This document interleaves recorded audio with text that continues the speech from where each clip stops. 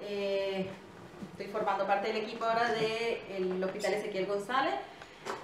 Y la idea de hoy es poder un poco como revisar el tema de colestasia, que si bien es un tema que siempre se ha estado como revisando, siempre hay dudas, a veces, muchas veces al respecto, y que, bueno, siempre es bueno estar como al día actualizándose con respecto a esto, ¿ya? Entonces, en el fondo, un poco el plan de ruta, un poco la introducción, un poco la epidemiología, la fisiopatología, recordando brevemente, el enfrentamiento, las causas, un tema un poco particular, que es la colestasia y la prematurez, las banderas rojas que tenemos que tener, el estudio, el manejo y los mensajes que tenemos que tener un poco para llevar. Entonces, un poco como para recordar, tenemos que la colestasia obviamente es la reducción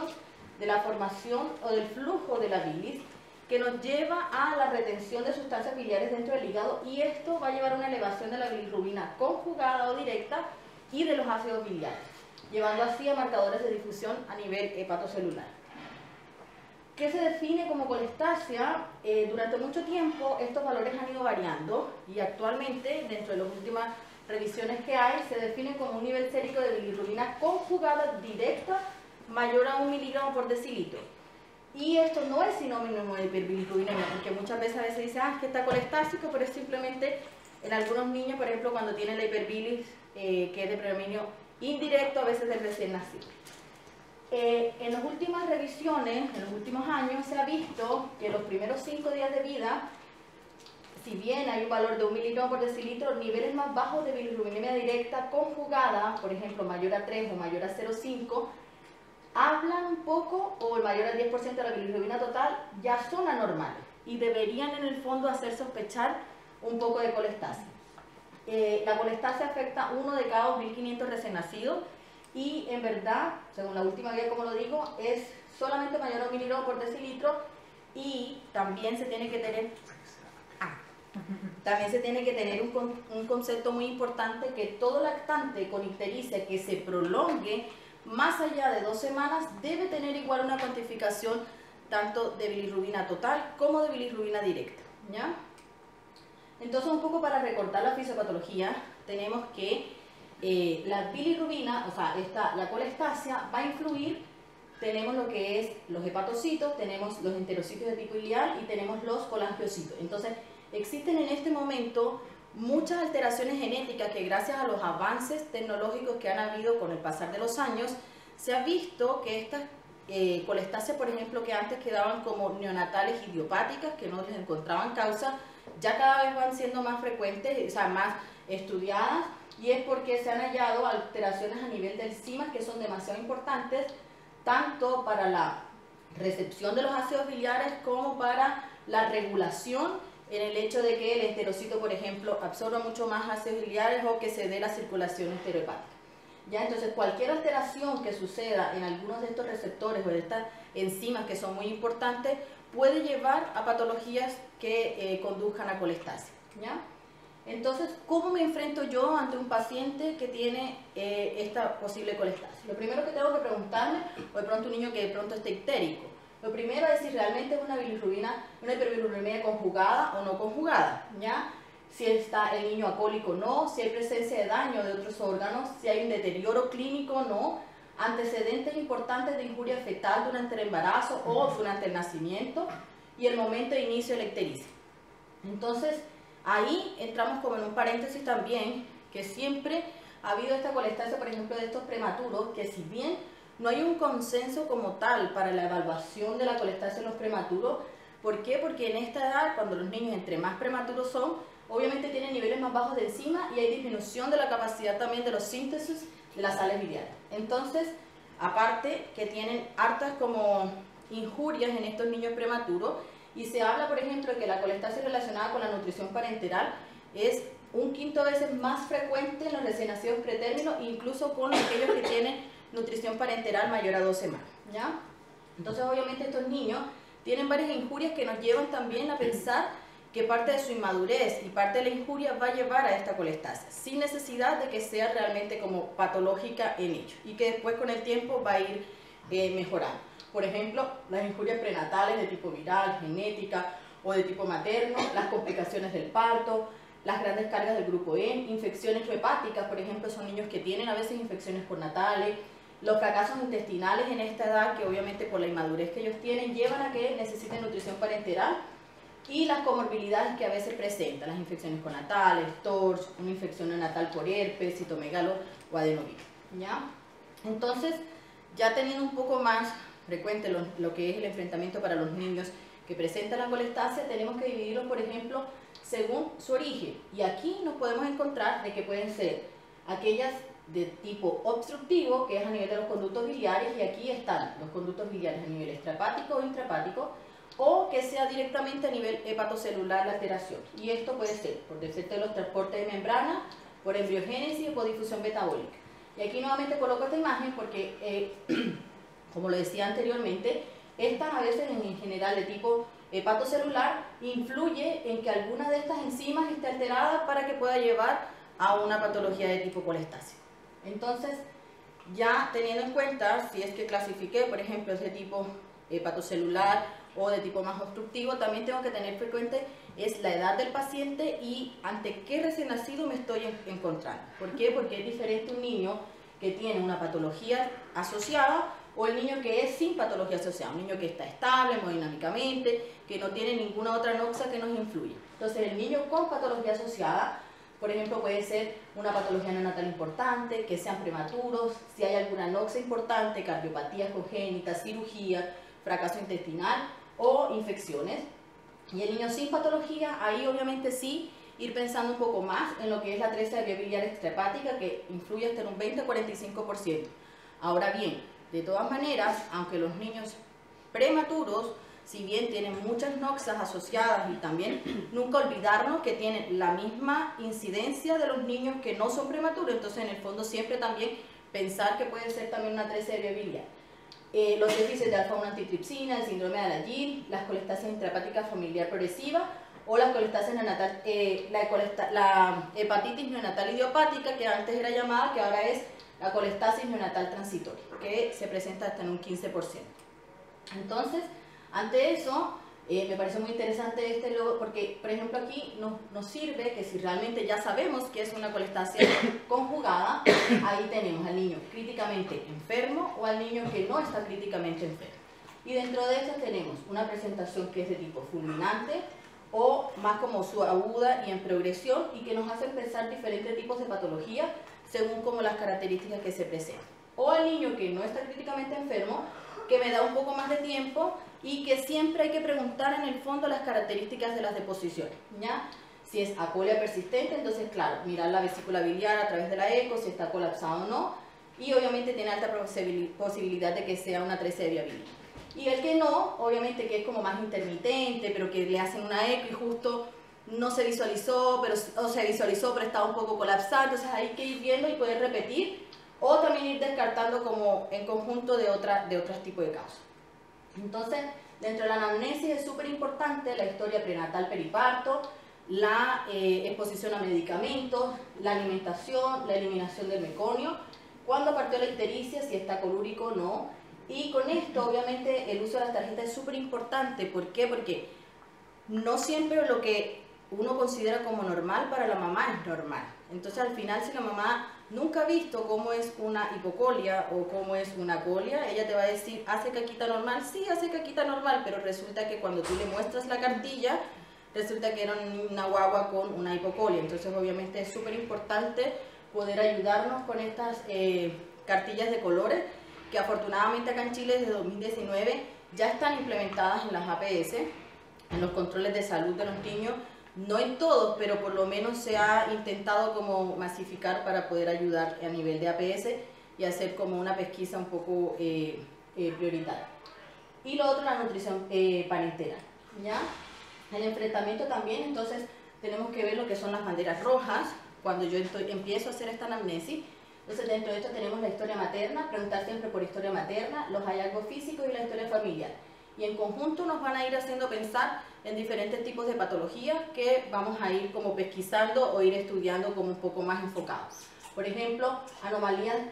a nivel de la ecografía prenatal nos hace pensar, por ejemplo, a veces quistes de colédoco, o por ejemplo una mamá que tenga colestasia intrahepática del embarazo, obviamente vamos a ir al tiro a pensar en una colestasia intrahepática familiar. O por ejemplo en los niños, en el hallazgo físico, si tengo por ejemplo niños que ya tienen una fase dismórfica, y ahí obviamente empezar a estudiar, y si justo encontramos por ejemplo en vértebras en ala de mariposa o soplos cardíacos, pensar un poco más en síndrome de Alagille. Entonces todas esas cosas nos van a ir orientando a poder dar un diagnóstico un poco más específico para poderlo manejar, ¿ya?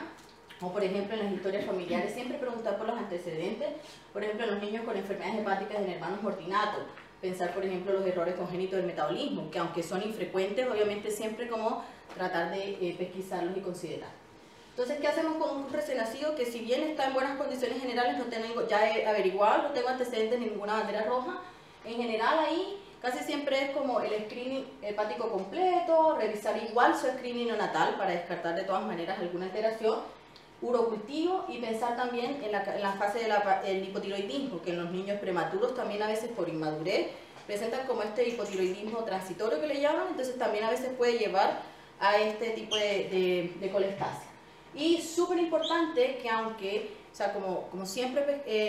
dejarlo claro, niño más allá de 2 semanas con ictericia, siempre sugerir de todas maneras que le sea tomada la eco y que sea como la diferenciación de la bili total con la bili directa, ¿ya?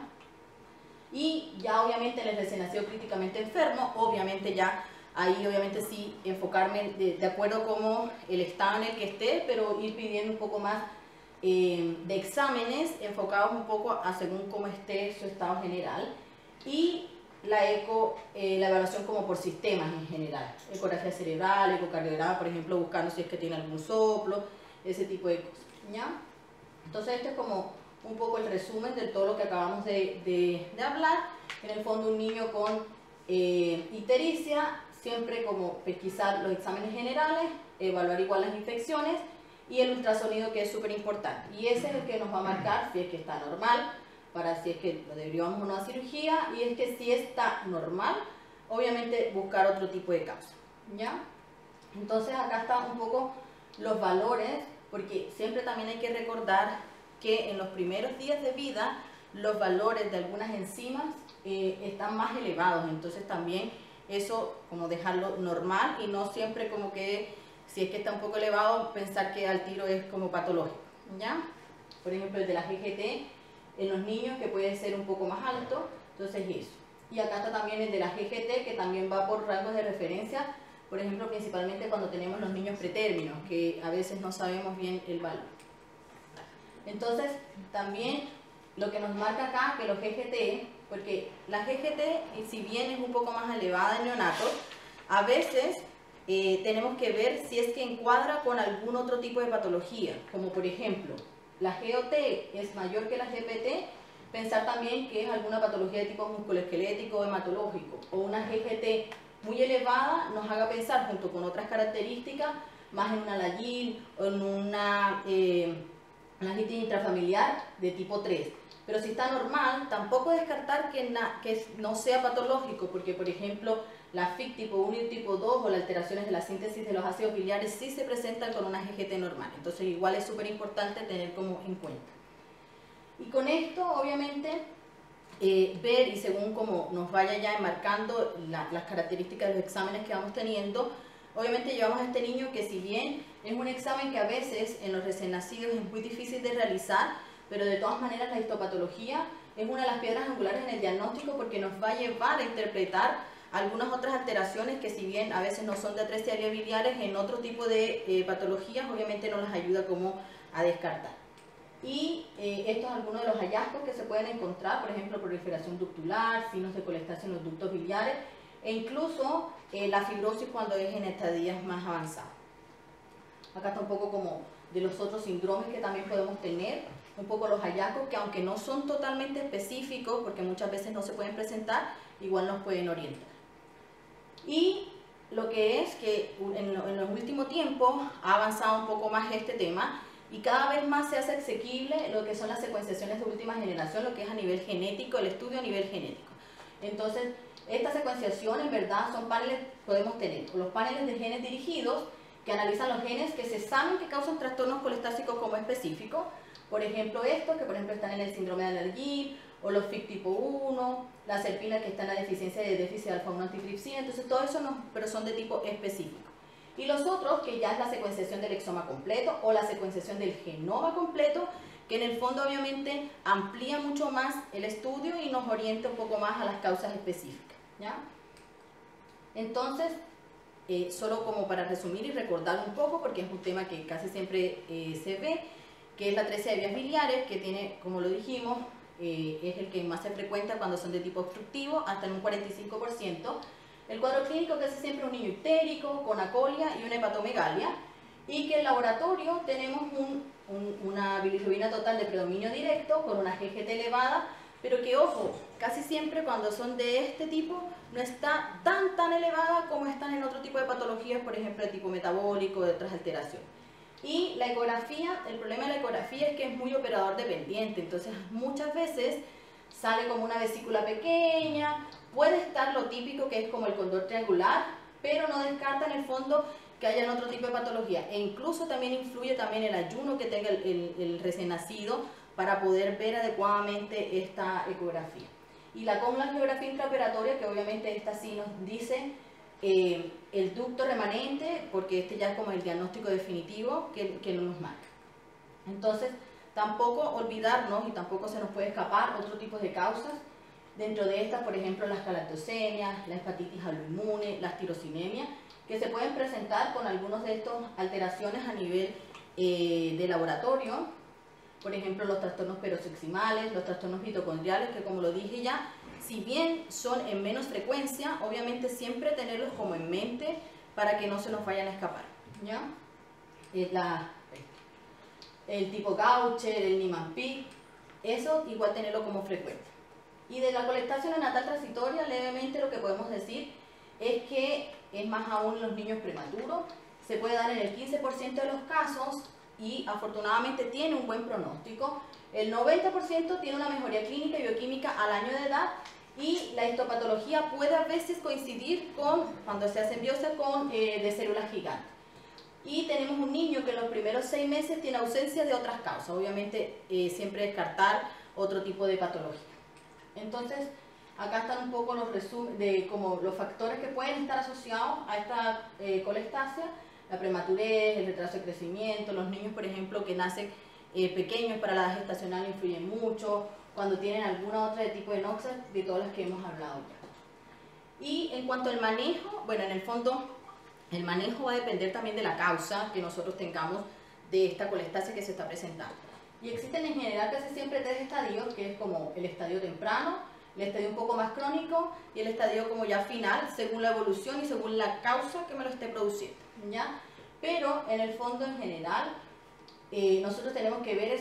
según la causa tratable, qué le colocamos. Una infección, por ejemplo, con antimicrobianos, y detectar a tiempo este tipo de patologías, que si bien son menos frecuentes, nos va a ayudar, porque simplemente con colocar su manejo específico, esto va a mejorar la colestasia, ¿ya?